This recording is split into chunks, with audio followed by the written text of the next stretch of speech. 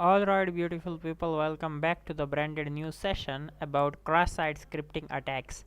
And in this session, we will learn XSS vulnerability based on web applications. So basically, this kind of vulnerabilities we can discover in websites, in web application. As still we are covering our web application vulnerabilities. So let's explore what is cross-site scripting or XSS. Cross-site scripting or XSS is a web vulnerability that allows attacker to insert malicious script into web page that other users are viewing, typically written in JavaScript. The injected script can be used to steal sensitive information, modifying the site content, or execute other malicious operations. So this is what you can do with the help of XSS, and literally it is written in JavaScript. This vulnerability also exists in JavaScript code. So okay, basically we have three types of cross-site scripting vulnerabilities: stored XSS, reflected XSS, and DOM based XSS. In stored XSS, we also call it basically persistent XSS. Why? This is like when someone writes a message on the website wall and it gets saved there for everyone to see, but instead of just a regular words, they put some special kind of messages that contain codes. When other people visit the wall or visit their particular page or URL and read that message, the code inside it can do things that it can do things to their computers, basically like stealing their cookies, and those cookies definitely contain stored passwords, stored information, or sessions, stored sessions, basically regarding to the particular website. After that, we have reflected XSS. Mirror, quick mirror. Imagine you see a message. Imagine you see a magic mirror that quickly reflects what you see. Okay, you go up to it. Something similar, you go up to it and say hello, and it shows you the same thing, hello. Like in cross-site scripting, basically what we do, whenever an attacker inject a code, and he send you that particular link, he or she send you that particular link, you will be able to, once you click on it, there will be something pop up. Yeah, so it always show you pop up, and when you go up to it and say hello, it will show you the same hello back to you. Basically what you type, you will get the same thing as an output. Now in the online world, sometimes website do similar things. Okay, do something similar. If you type something in special places, the website shows it back to you right away. But if a hacker tricks you into typing some sneaky code, the website might shows that back to you too, and the code could ended up by doing bad things with your computer system. Yeah, so this is how you can achieve bad things with the help of XSS. And remember, this is a this cross-site scripting vulnerability is a high severity vulnerability. Yeah, so its impact is always high. Then we have the third type, which is basically DOM based XSS. So basically think of a web page as a big tower built with blocks. Sometimes website use these blocks to build cool interactive things on the page. Now imagine if someone sneaks in mischievous block that doesn't quite fit. The block might make the tower act strangely when you play with it.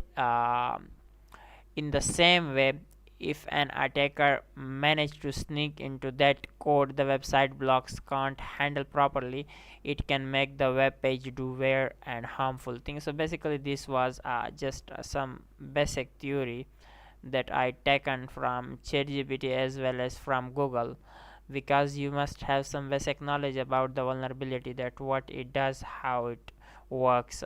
So basically what an attacker can achieve with the help of cross-site scripting vulnerability. Basically, an attacker can steal the session, he can hijack the session, he can basically steal the cookies, hijack the session, he can set up keyloggers, and he can do phishing stuff. So let's go through it one by one. We have the first one that attacker can possibly do is to stealing the cookies. An attacker can steal a user's session cookies, gaining unauthorized access to their account. So yes, this is what you can do with the help of XSS. And then we have session hijacking.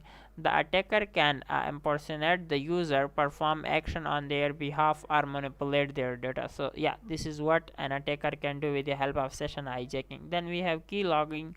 So basically, key logging is a technique where you capture the keystrokes of any particular user. Okay, so that can potentially reveal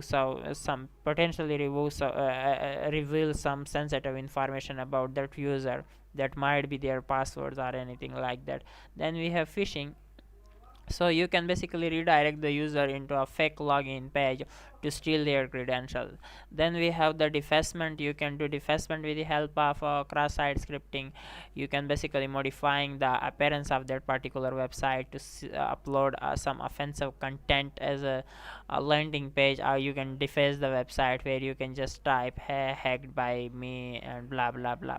So basically, after that we have data theft. You can steal sensitive information from the user, such as personal information or payment information about user. Then you can basically inject the malware. So inject malware, you can inject malware, a malicious script or a payload, leading the malware to download or further attack. You can just do so many things with the help of cross-site scripting vulnerabilities. And after this, I'm going to perform some labs, so you will be able to get its core idea. Basically, this was just an introduction. We will do 4 to 5 labs might be possible. It's depend on how much labs we need. We will do it according to the need. And basically, you must have some basic knowledge about JavaScript. If you have, that's good. If not, then totally fine. But I'll highly recommend you that do learn some basics of JavaScript, that how JavaScript work. Just start learning some basic code about JavaScript, like how you can print the stuff and do some basic things in JavaScript. That will be fine with you. So you will be able to get a good grip over this vulnerability. Okay, I'll see you in the practical. Okay, so welcome back. This is going to be the second tutorial about cross-site scripting, and the first lab about cross-site scripting. And let's explore the first one. But we need to go into the lab. So to go into the lab, you just need to type XSS Swagger. Just type this and Google it. You will get the first one. Just open it. So here is the thing. Basically, this is just a theory about the lab. Sorry, this is the theory about cross-site scripting vulnerability. So you can just give it a read if you want. But we have already done some basics. No, we just need to cover the labs. So let's open the labs. Let's click on the first lab. Just click on all labs, and after that you can clearly see we have few labs here. So just go with the first one. As you can see, the first vulnerability is basically a reflected cross-site scripting, and we have already learned theory about it. So basically we have reflected XSS into HTML context with nothing encoded. Okay, so what does it mean? Basically, this lab contains simple reflected cross-site scripting vulnerability in the search functionality, which means that there is a search functionality in the search box of this search box of the particular lab or website, so which is vulnerable with cross-site scripting vulnerability, XSS vulnerability. And to solve the lab, you will need to perform XSS attack to call the alert function. So just click on access the lab. Once the lab get accessed, there will be a search bar, so you need to perform some query. And to do this, let me open my notes. I'll go with leaf pad. And if I can edit it a bit, just give me a second. Yeah, this is cool. So that's fine. Now you can clearly see that I have a search bar. If I type hello, you will be able to see that hello has been reflected. Okay, so let's exploit this. And now I need to create a payload file. Those payloads will be purely written in JavaScript. That's why you should have some basic knowledge about JavaScript in order to um, learn that how actually these codes work. So basically I'll type the same payload. You can just go with me in the same way. Just type script alert. Alert is a function. Basically you can use it to alert something one. And script, you can use this kind of payloads, or even though you can copy the same one and paste it here, then just remove the one if you want to show something. For example, I want to type hacked by someone, let's say. Okay, so just copy the first one first and just paste it and just click on search. You can see it is giving me alert pop-up, which means that it is confirmed that this particular location is vulnerable with cross-site scripting vulnerability, reflected cross-site scripting vulnerability. And you can see that they just told me that, hey, congratulations, you have solved this lab. You can just go with the second one payload if you want, but always remember the first one always work for us. So you can see that hacked by someone. This is how you can inject your code into any particular location which is basically vulnerable with cross-site scripting vulnerability. So I'll see you in the next lab. Alright, we have the second lab, which is basically stored XSS into HTML context with nothing encoded. So this is a store based XSS vulnerability. Means whenever someone will visit that particular link where you just whenever some will try to access that particular location or page of a website, or any URL where you injected your code, they will be able to get the same pop-up because you have already injected your cross-site scripting payloads there. So basically just access the second one, and once you access, just right click on it to access the lab. Basically this is a store based cross-site scripting vulnerability and we are going to exploit it. Let's see where the vulnerability exists. So basically we have stored cross-site scripting vulnerability in the comments functionality. There is a comment functionality which is basically vulnerable with cross-site scripting, stored cross-site scripting vulnerability. And to solve the lab, submit the comment that alert that call the alert function. Basically we just need to provide the same payload in order to cause an alert function. That's all we need to do. But the main thing is you will get an idea how to exploit store cross-site scripting vulnerability.